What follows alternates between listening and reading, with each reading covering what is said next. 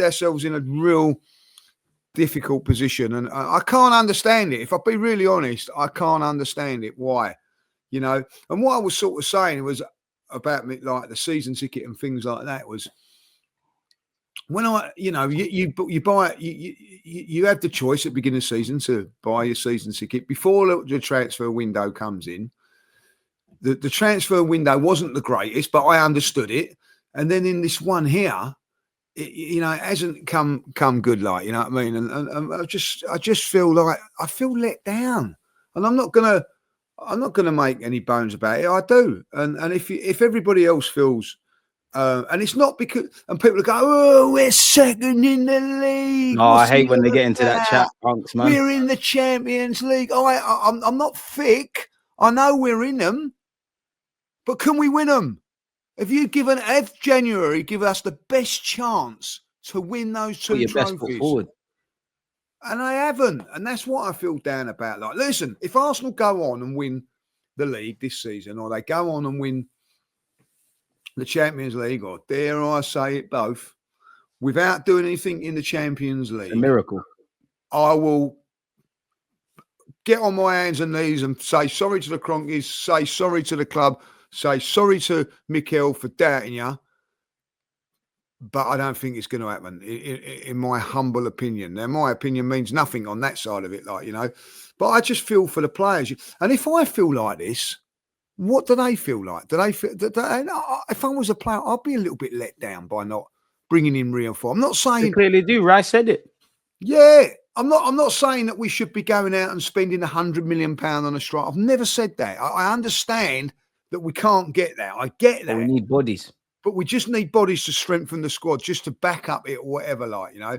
And we haven't done it. And that, for me, is where. And these people that turn around and try and push positivity just to be popular, like, please do me a favour, like, you know.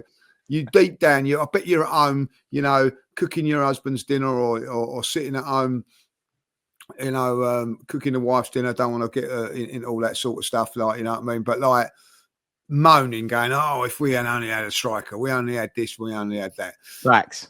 That is what everybody would be saying. But then they get on there on their little keyboards and go, oh, we got to be this and we got to be that, like, you know.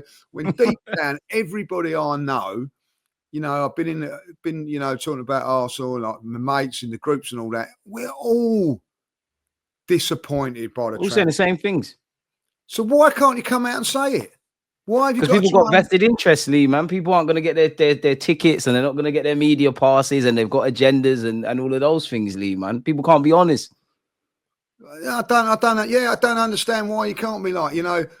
Listen, I get it that some people are genuinely, like, you know, believe in the positivity, but most of them don't. But you know, I've got mates that will come out on, you know, say on the quiet, that we've had it, and then go on camera or go on social media say, no, we're still in with a chance. And I'm looking and going, you just told me that we ain't got a chance. Yeah, you're saying two different things. You know what I mean? So I understand it. That you know, everybody can support their team the right way, but don't criticise people if they're not happy with the transfer. Stop policing opinions. Yeah, and I'm not happy with the transfer window. Listen, people have had a go. This is the unbelievable thing about social media. I actually give it a 7 out of 10 window, and like, I got pillared for it. Like, you know what I mean? I gave it a 6. I feel the same way. I did as well. I give it a 7 out of 10 because of the back of last season was unbelievable. If you look at it, like, one defeat and a draw since that break in Dubai. That's unbelievable to go half the season with credit where due it is. Credit where a game against Aston Villa we probably should have won, and we drew with the champions. You know what I mean? Like, the fact of the matter is that we went on that run, but they only dropped 2 points on the whole of that run, Manchester City. So it was an unbelievable. So I get it when you're looking at transfer, just strengthen the squad and everything like that, and that's what we done.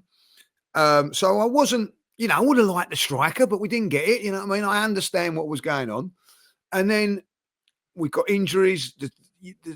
The striker situation was like a sore thumb. It was showing that we needed it. Right, you got January to do it.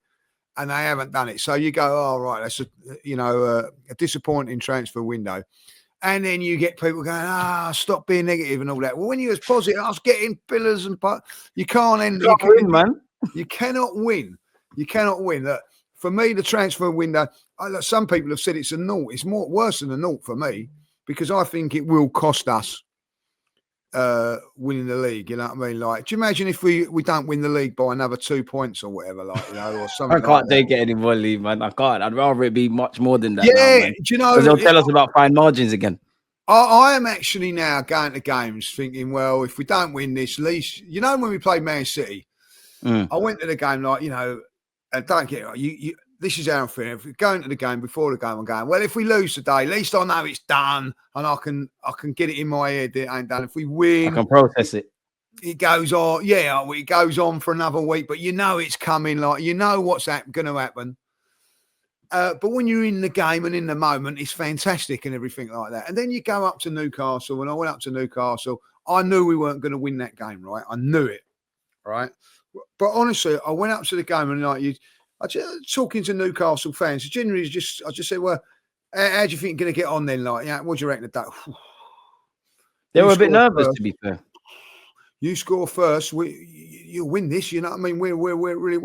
I went up. What do you mean worried about it? Yeah, you've got it. Well, no. But I went up there. Every Newcastle fan that was there was worried about that. Worried if we scored first. And in the end, I'm thinking, well, if we get the first goal, we might do something. Might do something. And of course, they scored the first goal, and it's all gone. But you could sense the relief in the stadium and all that. Like so. And again, you look at that game, fine margins. Odegaard has a great chance to score. And if we score that, I do genuinely think we'd have given them a much better game. But listen, then of course, Martinelli gets injured and all that. And I'll be really honest with you. Someone said to me, I haven't really enjoyed watching Arsenal play that much. Obviously, the Man City game. And somebody said to me, well, what about when we beat Crystal Palace? We beat them 5-1 away from home. And I said, you know what? You're right. It was a great result and all that. But in my head, I seen Saka go off after 20 minutes. Yeah. I didn't enjoy that game. I knew that he was. You knew what was to come. Yeah, at least for 5 weeks, which it is 5 weeks now. And now they're sort of saying he's going to be back by the end of March or the beginning of March, end of March. I'm sorry, I'll be very, very surprised if we see him this season. Very, exactly. Very surprised. We've been there before, Lee, man. Like it's like a new signing, etc. And I'm with you. I feel the summer market, I think, was a missed opportunity, but we had a last chance in January to really act. And I don't know how you look at it. Who do you point the blame to? Do you point it at Mikel Arteta? Do you point it at the Kroenkes? Because at the end of the day, like, we've left ourselves short. We're relying on a young Ethan now, and it's a big burden for him to carry, really. I lay all of them. I don't think that Arteta. I think like a lot of people are trying to give Arteta a free ride at this and Facts. a free pass. He has an influence. You know what I mean? Like, he knows his employers as well. Yeah, it cost them millions and millions of pounds to let Aubameyang go as they did, and they backed him on that. So, he has got power in that club to do it there. I feel there's someone at the how I look at it, and I go back on this, and I think it was Wenger's downfall as well. You need someone in that club that's going to go, that's not a yes man. Now, I don't know who that is, but for instance, Arsene Wenger go up to, what do we need? Oh, I don't really need no one. And David Dean would go, oh, I think we do. I think we need this. And we you know what I mean? Arsene, we definitely need this. Well, no. And he made him. He would stop him from his madness. Yeah. Well, when he left, you know what I mean? Then it was like, oh, I don't need a midfield player. I'll just sign Petr Cech. Right? Yeah, that's all right, Arsene. If that's what you want. Like. But if David Dean was there, David Dean, I'm pretty sure would have gone, hold on, Arsene. Yeah, you're smoking something. We need more than that. Got Arteta and Coquelin in midfield. If one of them goes down or two of them, we're in trouble. Love it may be at West Brom. They both went down, and then that was a kibosh to another season. Like, we was doing really well. If you remember that game, we was doing really well up to West Brom. We ended up losing it, missing a penalty in the last minute. But more importantly, those two players went down. Season finished. what I'm saying now is that Mikel might have turned around in this window and they said, right, we can get you Ollie Watkins. We can, I don't know, we can get you so and so. And he's turned around and gone, do you know what? No, I don't fancy him. I don't fancy that. I'm going to go with what we've got. And someone there crazy. gone, hold on. What happens if we go to Newcastle and Martinelli gets an injury and he's out for 4 or 5 weeks? What happens if Saka comes back and he has a setback, which can happen, like, you know what I mean? Probably will happen, unfortunately. Of course it will, you know what I mean? But I don't think he's got. So what he's done is he sat in a meeting. He's gone, do you know what? I don't. It's like, how can I say it? Like, you know what I mean? You imagine them all sitting around their table with their folders and all that, right? So what do you reckon then, Mikel? I don't think we need one. We go with what we got. All right, okay, folders away. Let's go and have a cup of tea. You know what I mean? Facts. Like, someone on that board on that table should have turned around and said, what if this happens and what if that happens? And no one did. So I'm going to blame Mikel for it. I'm going to blame Paul for not having a spine and selling him something and not having someone in there that isn't just focusing on players and whatever, is seeing it from the outside in line, saying that, oh, look, without emotion, pushing him, saying, like, you know, we could, you know, I'm not being horrible. If you go into, if you're the person buying and all that, like, right, and you I don't know, how can I explain this, right? Your washing machine, right, is you got a washing machine, right? The bloke comes in and says to me, you really need a new one. It's on its last legs. It's on its last legs. But if I just do a little bit here with it and that, like, you ain't got to buy it. You know what I mean? Like, as the buyer, you know what I mean? Like, you're going to turn around and go, oh, yeah, all right, then I don't need to buy a new one. I'll go and buy one. And then it's going to break eventually down the line and you're fucked. Eventually, I'll go buy it. But see, it's an easy win, isn't it? Like, you know what I mean? Like, but if you said to him, as he walked in there and said, mate, it's kaput. Lee, it's finished. There's no way you can get it back. Like, you got to go and buy a hot point for $2,000 or whatever, how much they are. No, they're not like that much now, but, you know, like, you got to go and buy a new one. You go and buy it. You got no choice. Selling you you don't really need to buy it, Lee. You ain't going to. So the owners, you don't really need to buy it. We don't really. We can spend in the summer. We're going to spend all your money in the summer. I don't really need to spend it now. Oh, I'll keep hold of it then. It's simple. Like, you know, Bosch, yeah, you can get Bosch as well. Like, you know, exactly. and that's the annoying thing, Lee. Is like, I do think us Arsenal fans were gaslit. I actually, you know, that's why I like speaking to you, because I think you're a realist. I think when there's every reason to be happy, you're happy. When there's evident reasons to be upset, you're upset. One thing I hate is that it's always a spin job. It's always, we're getting to that point where it's now always next season, and we're assuming the summer goes to plan. Now, I hope they've learned from last summer, but in hindsight, we didn't sign any level raises. We didn't make our team better. And then you look at January, and I want to ask you as well, like, do you think it played a part that obviously we've got Jason Ito, who's not officially our sporting director? Listen, it could do. I look back at the Newcastle game, right, and I'll ask you, right, I'll ask you this question. Change it around. I'll be the interviewer. Go ahead, man. Yeah. Was you disappointed when the January window closed? 1,000,000%, man. 1,000,000%. I was disappointed, right? Do you think some of the players might have been a little bit disappointed? 1,000,000%. Going back to what we said about Declan Rice, they know they need reinforcements. Right. They want to win the league. So the performance against Newcastle, was it that they was jaded? Yes, maybe that. But maybe, like, their Reds weren't quite right because of what happened in that transfer window. You know what I mean? Like, well, maybe psychologically felt a little bit let down. I'm pretty sure that had been squashed now. They've gone to Dubai and whatever like that. Blah, blah, blah. We can do it. And you know, refresh and whatever.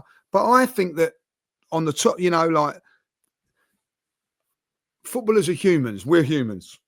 They're no different to me and you. Facts. It's just that they've got, like, that they're playing, like, yeah. So they're sitting on the coach on the way up there, or the plane. Me and you are sitting on the coach on the plane, right? You know, earphones on or whatever, like that. And you just give me a little nudge and go, "Well, you read about that transfer window not bringing no one in there?" Well, yeah, I'm quite surprised we didn't. You don't think those conversations went on? 1,000,000%. They're not stupid. like even our defenders, because after the Newcastle game, fair enough, Raya made a mistake, Saliba was out of sorts, but our defensive unit, they've bailed us out of trouble in both ends 9 times out of 10. They might have been sitting there and saying, bloody hell, you know what? We can't afford to have an off day because there's no one to bail us out. I even feel sorry for Kai Havertz. I know he's nothing to scream and shout about, but you're trying to make him this 20 league goal scorer. So I really question the whole logic. And like what you said with January, like I wasn't optimistic because we've been here before, but I thought to myself, surely like Jesus' injury, Saka's injury, it's going to fall apart. And it didn't do what we did. So it's like, is it just a thing where the Cronkies just want top 4 then? Because we look at shooting for top 4. We all know the finances. I don't think they want to win a Premier League because surely you act in the market if you want to salvage something. Listen, I don't believe they don't want to win anything. I'll be really honest with you. They don't want to. They don't want to spend massive amounts winning it. There's a difference. You know what I mean? Like that's a good point, fair point. If the manager's telling you, I can win this without spending no money, I don't care who you are. You're going to go along with it. You know, I don't need this and I don't need that. Like, listen. Saka's gone down, right? You know what I mean? And everybody's going, oh, we need a Saka replacement. We need to spend 40, 50 million pounds, 60 million pound on a backup for Saka, right? No one's going to come for 50, 60 million as a backup to anybody. You know, you want to be playing. So ideally, you find someone within the group to replace that, which we have found in Wanyeri. He's a natural replacement for it. For the next couple of years, I look at Wanyeri, 17 years of age. I don't think he's going to nail down a first team regular place in the team, but he can cover Odegaard, he can cover Saka, and he'll get games and experience before eventually there's going to be a decision. Right, I'm 20, 21 years of age now. What am I doing? I want a regular place in this team. Where are you playing me? That will come and that will happen and that will progress naturally. So that's so you look at it as a manager. For me, I'd go up to the Cronkies. I'd say, look, I've saved us £60 million here, 50, 60 million pound because from Wanyeri, I've saved us 50, 60 million pound with Miles Lewis-Skelly playing on the left side, so we can sell a couple of, you know, well, we didn't sell Tierney in the end, but we could have done. And Zinchenko was linked with him. Not sure what happened there. More money in there, and that can get us this striker. This can get us whoever it is, without you really having to deal in a lot of money. Yeah, all right, we'll do that then. That's great. So, well, what they haven't done is at this moment in time, I don't say like we needed to go and buy an Isak in the summer, in this January transfer because we know that's not available. Sesko, I think, is one that they're probably going to go and buy if I'm a betting man, but they didn't want to sell in the summer until the summer. So there's nothing we can do. But what you can do is just go and back up players like get something to tie us over. Yeah, tie us over. I'm not saying it has to be a forward. It could have actually been a wide left or a wide right player. I don't know who, but someone to just cover it. So, facts. We've got Trossard that can cover Havertz, but it ain't ideal.